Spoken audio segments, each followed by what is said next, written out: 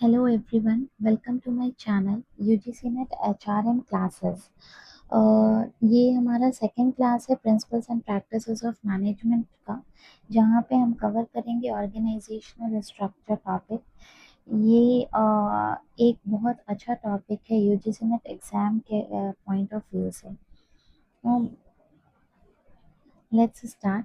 सबसे पहले इस टॉपिक को समझने के लिए हम कुछ टर्म्स, इम्पोर्टेंट टर्म्स समझ लेते हैं, ताकि आगे हमें सारे टर्म्स इजीली समझ में आए। तो ऑर्गेनाइजेशनल डिज़ाइन क्या होता है कि किसी भी ऑर्गेनाइजेशन को एफिशिएंटली चलाने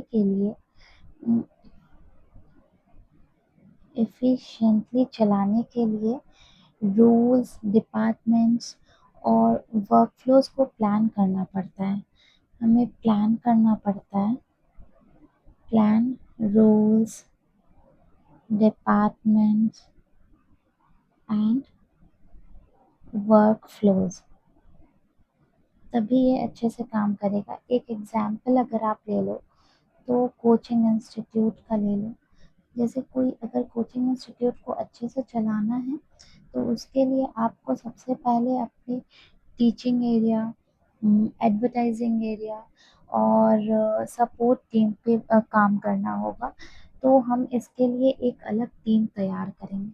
for teaching, for marketing, for support, और सपोर्ट टीम अलग अलग रहेगी। इसी को हम ऑर्गेनाइजेशनल डिज़ाइन कहते हैं। और ऑर्गेनाइजेशनल चार्ट बोलिए तो ये रिलेशनशिप होता है between employees of organization and rank and position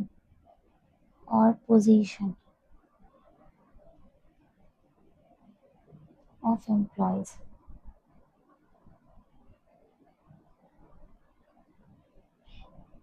इसका चार्ट में अगर शो करो, उसी को ऑर्गेनाइजेशन चार्ट कहते हैं।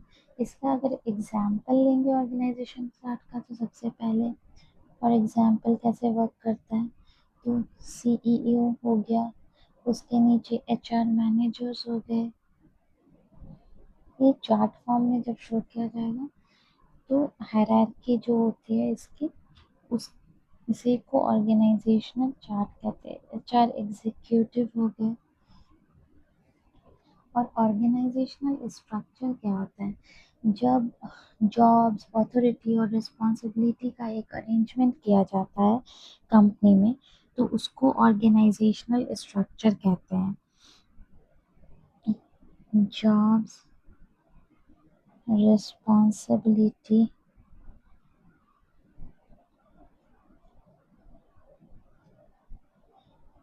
Responsibility and authority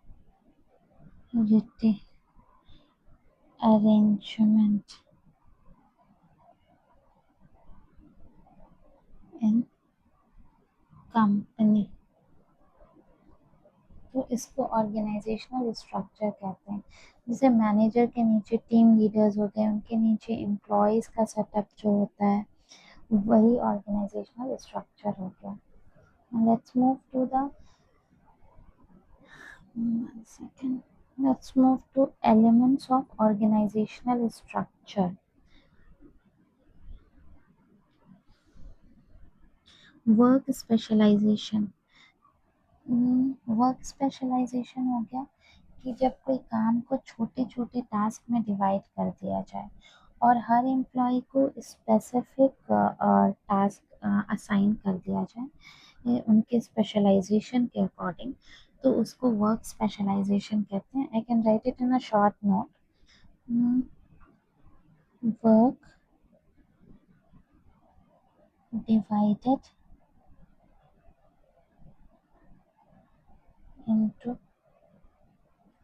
small tasks, then assign specific work to the employees. Assign specific work to employees. जैसे फॉर एग्जांपल ले लो, एचआर में अगर एग्जांपल लेंगे तो एक को अगर हायरिंग का काम दिया गया है तो दूसरे को ट्रेनिंग का काम दे दिया जाएगा। एक ही पर्सन सब काम नहीं करेगा। डिपार्टमेंटलाइजेशन क्या हो गया, सिमिलर काम या सिमिलर एक्टिविटीज को एक ग्रुप में बना देना, उसको डिपार्टमेंट तैयार कर लेना, उसको डिपार्टमेंटलाइजेशन कहते हैं। Similar work grouped in one department, इसको आप डिपार्टमेंटलाइजेशन कर कह सकते हैं। इसका एग्जाम्पल हो गया HR department, finance department etcetera. Chain of command, chain of command क्या होता है कि कौन किसको रिपोर्ट करेगा, in small, in simple language. Authority और रिपोर्टिंग का एक क्लियर लाइन होता है, इसी को चेन ऑफ कमांड कहते हैं।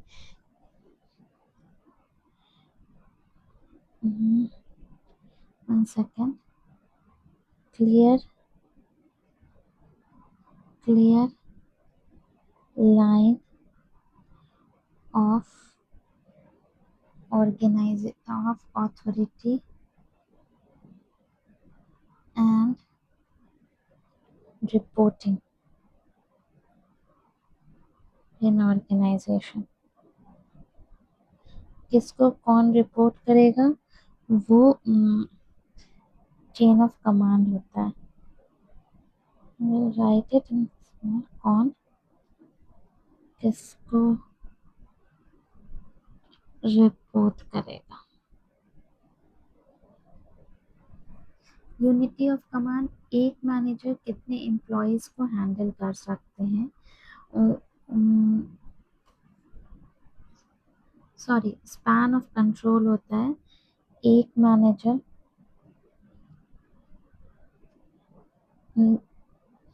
कितने नंबर ऑफ एम्प्लॉयज को हैंडल कर सकते हैं। यूनिटी ऑफ कमांड तो होता है एक एम्प्लॉय का, वन एम्प्लॉय वन बॉस, एक एम्प्लॉय वन बॉस, ताकि कॉन्फ्लिक्ट नहीं क्रिएट हो, मिसअंडरस्टैंडिंग नहीं क्रिएट हो दो लोग को रिपोर्ट करने में। नाउ सेंट्रलाइजेशन, सेंट्रलाइजेशन ये होता है कि top managers make all the decision making, उनके पास सारी पावर होती है डिसीजन मेकिंग की। टॉप मैनेजर मेक्स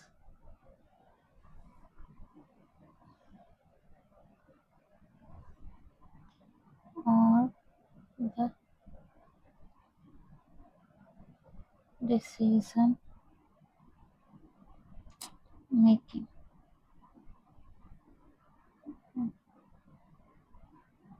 नाउ अब हम पढ़ेंगे टाइप्स ऑफ ऑर्गेनाइजेशनल स्ट्रक्चर। इसमें एक आता है ऑर्गेनिक, एक mechanistic.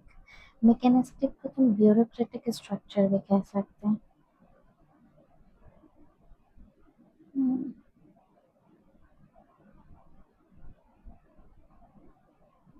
Bureaucratic structure. Organic structure तुम्हारा फ्लेक्सिबल होता है, ये तुम्हारा ऑर्गेनिक स्ट्रक्चर जो है ये तुम्हारा फ्लेक्सिबल होगा और अडेप्टेबल होगा, ये चीज़ों को अडेप्ट कर लेता है इजीली और अपने सॉल्यूशंस को अकॉर्डिंग टू द सिचुएशंस बनाता है पॉलिसीज ये। और मैकेनिस्टिक जो होता है वो बहुत रिजिड एंड फॉर्मल होता है। मैकेनिस्टिक में तुम्हारा डिसीजन मेकिंग टॉप मैनेजर्स करते हैं, जबकि ऑर्गेनिक में डिसीजन मेकिंग सब लेवल्स पे होती है, ऑल लेवल्स, सब को ऑथोरिटी रहती है कि वो डिसीजन मेकिंग कर सकते हैं। यहाँ पे इनोवेशन और क्रिएटिविटी ज़्यादा रहती है क्योंकि सबके पास पावर है डिसीजन मेकिंग करने का।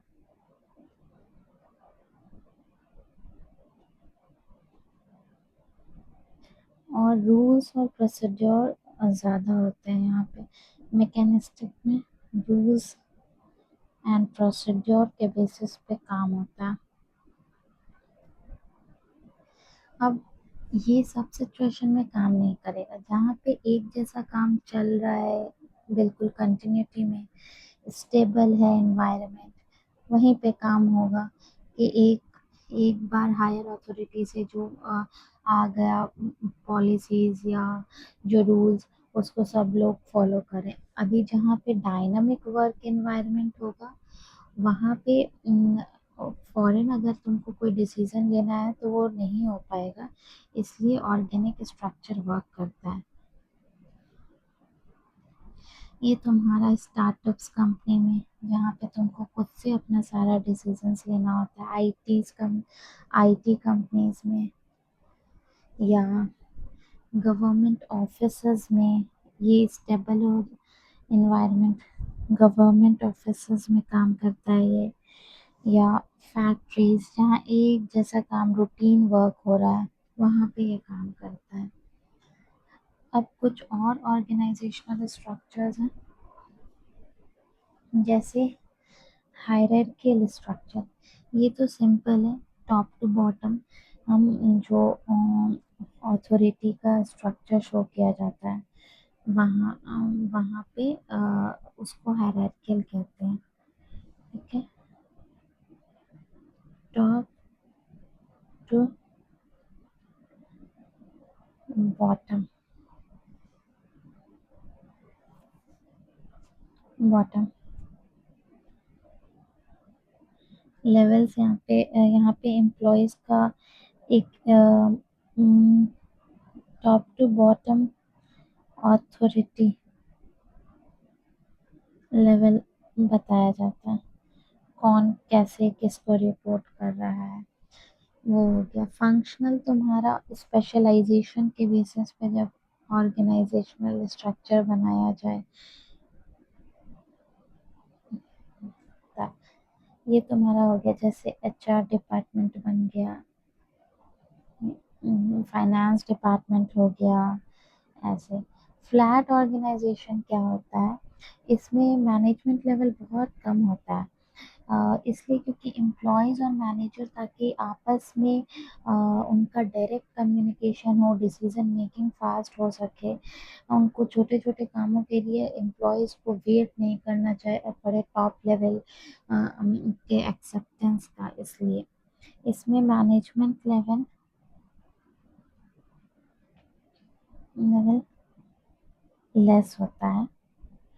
और यहाँ पे डायरेक्ट कम्युनिकेशन होता है एम्प्लॉयज एंड मैनेजर्स का। डायरेक्ट कम्युनिकेशन होता है एम्प्लॉयज एंड मैनेजर्स का। फिर आता है matrix. Matrix matrix organization structure, ये बहुत इम्पोर्टेंट है, ये हर बार एग्जाम्स में आते हैं। ये PYQ है। इसमें सिंपल है, इसमें एम्प्लॉय जो है वो एक साथ दो लोग को रिपोर्ट करता है।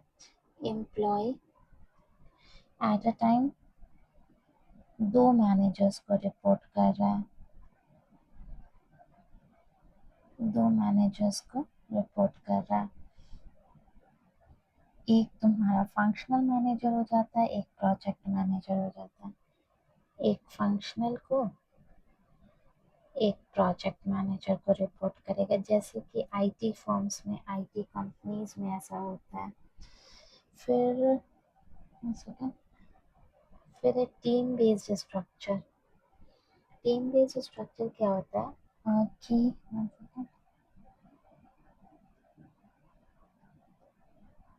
टीम बेस्ड स्ट्रक्चर,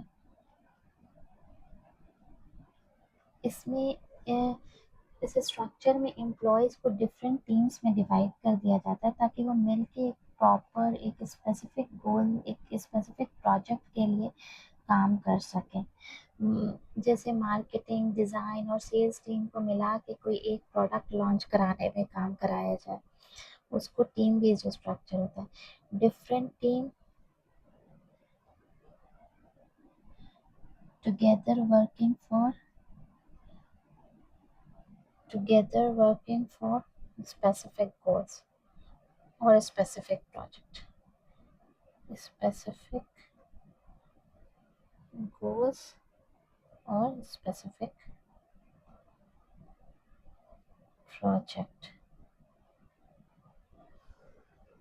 एग्जाम्पल जैसे मार्केटिंग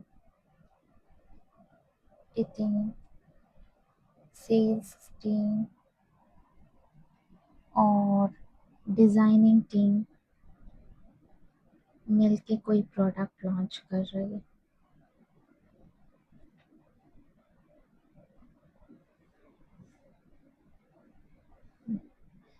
उसके बाद नेटवर्क ऑर्गेनाइजेशनल स्ट्रक्चर क्या होता है?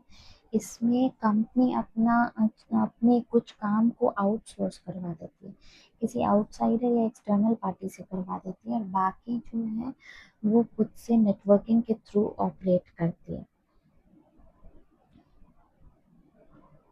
Network organization structure, company outsource कर लेती है और आउटसोर्स करा लेती है फ्यू टास्क को, और बाकी remaining operates through networking, remaining operates through networking। For example अगर मान लें कोई फैशन ब्रांड है, वो अपना मैन्युफैक्चरिंग करा ले रहा है थर्ड पार्टी से, आउटसोर्स करवा ले रहा है एक्सटर्नल से, और जो सेल करेगा या मार्केटिंग हैंडल वो खुद से करेगा।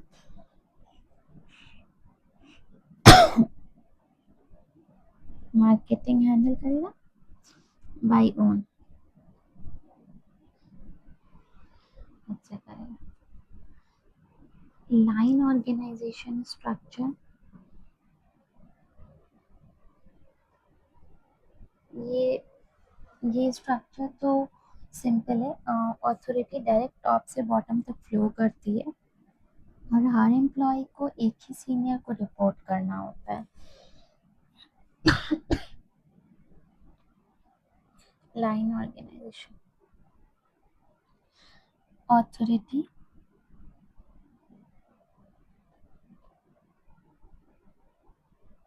flows from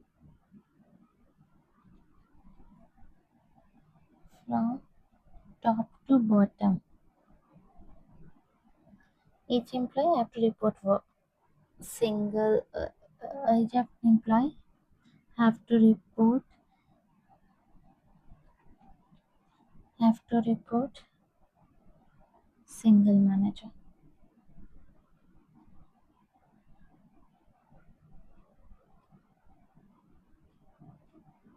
फॉर एग्जाम्पल कोई छोटा बिजनेस है, इसका एग्जाम्पल हो जाएगा small business.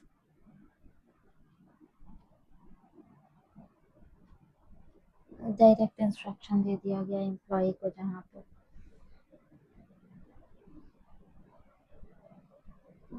Network structure, line organization, spaghetti structure.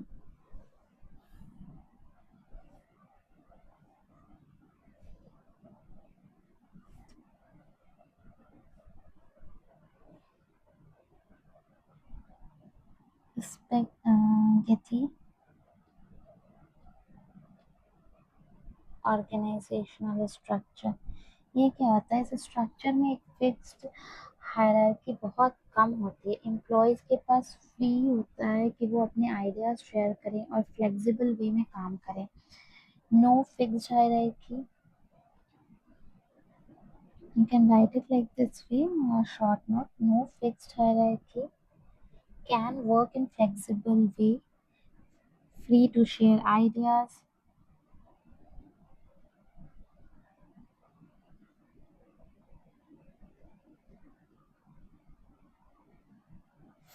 free to share ideas। ये जनरली टेक कंपनीज में, आईटी कंपनीज में होता है।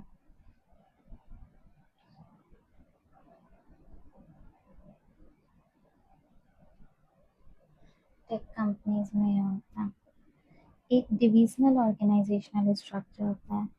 इसमें कंपनी को जो है, इसका स्ट्रक्चर डिवाइड होता है प्रोडक्ट, रीजन्स, कस्टमर ग्रुप के बेसिस पे अलग अलग डिवीजन में डिवाइड किया जाता है। Divisional organization, this is spaghetti organization is also important from the exam point of view। divisional organization,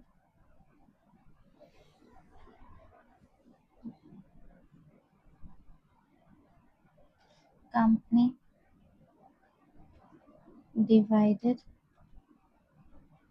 on the basis of different division।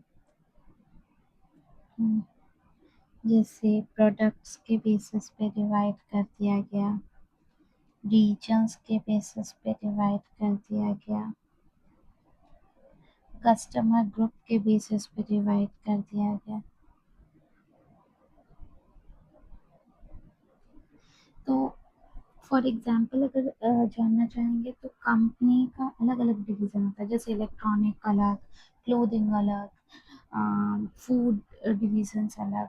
For example हम लोग रिलायंस का ले लें, तो रिलायंस का इलेक्ट्रॉनिक्स अलग आता है, उनका रिलायंस मार्ट अलग है, और Reliance trend for clothings and all footwears पे काम करते हैं ये लोग। इसी तरह अब आते हैं boundaryless organization and learning organization. तो सिंपल है, बाउंड्री लेस ऑर्गेनाइजेशन में क्या होता है कि टेक्नोलॉजी ट्रेडिशनल जो बाउंड्रीज है वो है, जैसे हायरार्की है, डिपार्टमेंटलाइजेशन है, लोकेशन बैरियर है, इसको कम किया जाता है और कम्युनिकेशन को इफेक्टिव और फास्ट बनाया जाता है। Boundaryless organization, traditional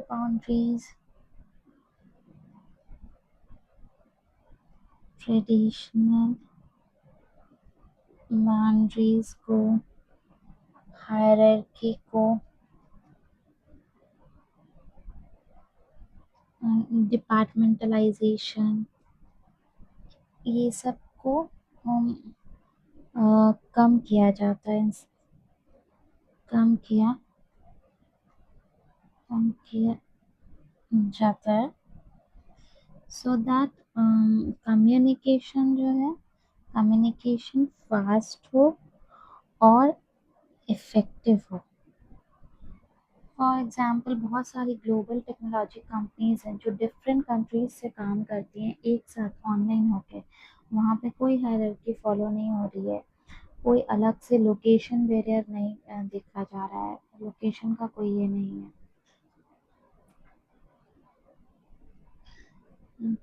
learning organisation वो होते हैं जो नए आइडियाज़ लाते हैं, नए आइडियाज़ पे काम करते हैं, नॉलेज पे काम करते हैं अपने, और नए स्किल्स सीखते हैं।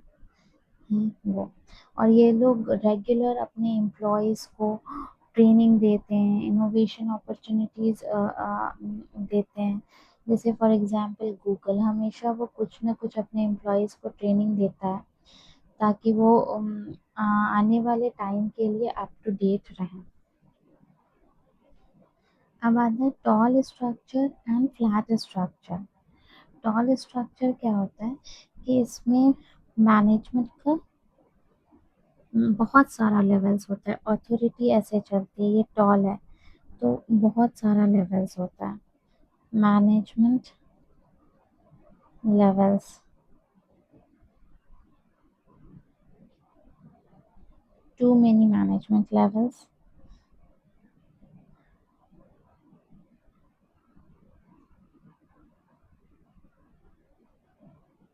Sorry, management levels, too many management levels होता है। अथॉरिटी तुम्हारी टॉप से बॉटम फ्लो करती है,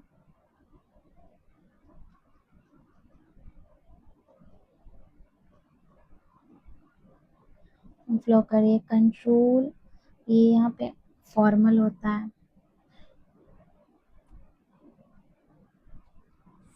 फॉर्मल होता है ये बहुत। जहाँ भी अथॉरिटी हो, टॉप से बॉटम फ्लो करिए, वहाँ पे चीज़ें फॉर्मल होंगी। ये तुम्हारा सुटेबल होगा उन गवर्नमेंट डिपार्टमेंट्स के लिए जहाँ पे लार्ज ऑर्गेनाइजेशन है, एक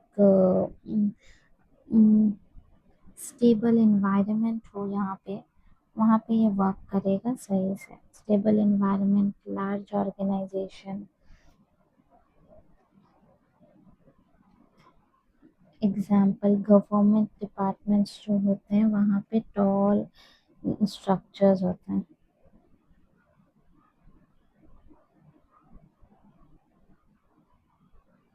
गवर्नमेंट, फ्लैट स्ट्रक्चर क्या होता है, मैनेजमेंट का लेवल इसमें कम होता है ताकि कम्युनिकेशन फास्ट हो, जल्दी हो, फ्लेक्सिबिलिटी होती है। स्मॉल कंपनीज, स्टार्टअप्स में ये वर्क करता है। मैनेजमेंट लेवल लेस होते हैं, कम्युनिकेशन यहाँ फास्ट होता है, फ्लेक्सिबिलिटी होती है यहाँ चीज़ों में, सब लोग अपने अकॉर्डिंग डिसीजंस ले सकते होते हैं। ये तुम्हारा स्मॉल डायनामिक वर्क एनवायरनमेंट में, स्मॉल ऑर्गेनाइजेशन या डायनामिक वर्क एनवायरनमेंट में काम करेगा। फॉर एग्जांपल स्टार्टअप कंपनीज के लिए ये अच्छा है। टॉल स्ट्रक्चर्स तुम्हारा गवर्नमेंट के लिए जो एक जैसा काम चल रहा। Centralization, decentralization. सेंट्रलाइजेशन, यहाँ पावर जो है टॉप मैनेजमेंट में के पास होती है, यहाँ पे कंट्रोल अथॉरिटी जो है तुम्हारी वो सेंट्रलाइज्ड होती है, डिसीजन जो है वो फ्लेक्सिबल नहीं होते हैं। कंट्रोल अथॉरिटी सेंट्रलाइज्ड होती है, डिसीजन नॉट फ्लेक्सिबल।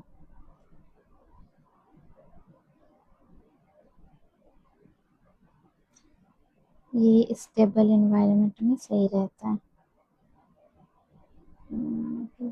और डिसेंट्रलाइजेशन में हर लेवल पे डिसीजन मेकिंग पावर रहता है, every level has decision making power. Employees और मैनेजर्स को अथॉरिटी मिलती है, ज़्यादा अथॉरिटी मिलती है, सबको यहाँ पे अथॉरिटी डिस्ट्रीब्यूट हुई रहती है। डिसीजन जो है वो फ्लेक्सिबल होता है, सिचुएशंस के अकॉर्डिंग लिया जाता है। फ्लेक्सिबल होता है, सिचुएशन के अकॉर्डिंग होता है, और ये डायनामिक ऑर्गेनाइजेशन में काम करता है सही। डायनामिक वर्क एनवायरनमेंट में अच्छा काम करेगा ये।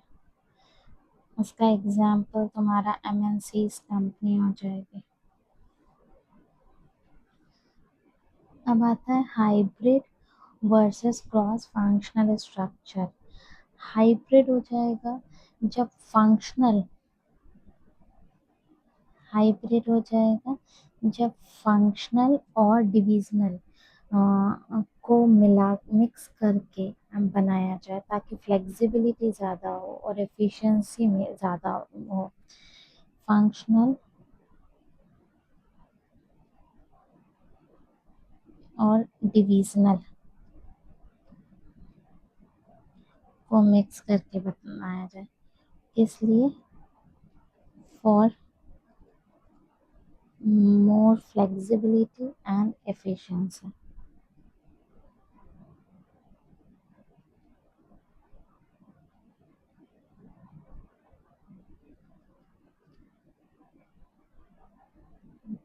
फॉर एग्जांपल ले सकते हैं हम, जैसे सैमसंग। सैमसंग में फंक्शनल डिपार्टमेंट अलग है, एचआर का, रिसर्च का, और प्रोडक्ट बेस्ड डिपार्टमेंट अलग है, मोबाइल, टीवी, अप्लायंसेस सब अलग अलग ऑपरेट होते हैं।